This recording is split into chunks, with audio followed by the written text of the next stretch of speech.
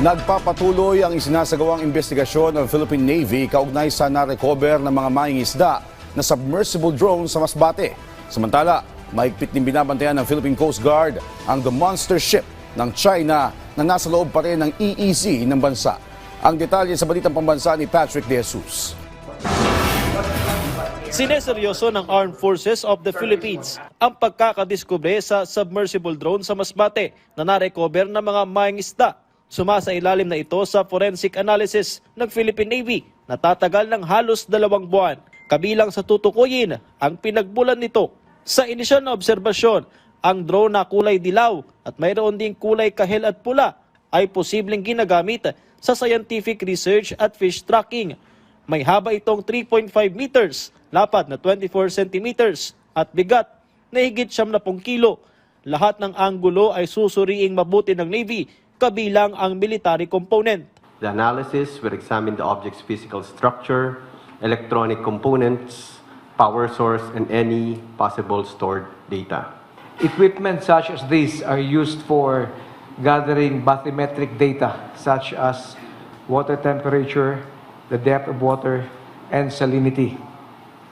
As mentioned, the AFP is on top of the situation and taking this seriously. A lot of speculation has been going on, but let me state that speculation is no substitute for evidence. Hindi ito ang unang beses na nakarecover ng drone sa ating karagatan. Agosto ng nakaraang taon, isang sea drone ang nakita sa hilagang bahagi ng bansa, habang noong Setyembre naman ay may mga pira-piraso mula sa isa pang umano'y drone.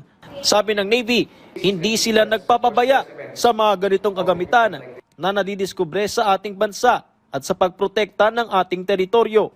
Just because no reports come out doesn't mean your AFP is timid or not doing anything. We're trying to look at the bigger picture and correlate their numbers. Samantala, ikinababahala naman ng palasyo ang pananatili ng The Monster Ship ng China Coast Guard sa exclusive economic zone ng Pilipinas. We view it with concern. So far, we have been challenging the presence of that monster ship.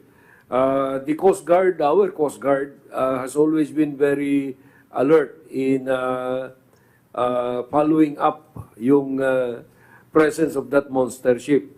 Patuloy ang pagbabantay ng BRP Cabra ng PCG sa The Monster Ship ng China at pag-i-issue rito ng radio challenge. We are reminding you that you are within 76 nautical miles west of Capones Point, Zambales, inside in the Philippine Exclusive Economic Zone. Please leave this area immediately. Over. Mula Sabado pa ito, binabantayan ng mga idineploy na asset ng PCG na unang na-detect sa tulong ng Dark Vessel Detection System ng Canada. Mula People's Television Network, Patrick De Jesus para sa Balitang Pambansa.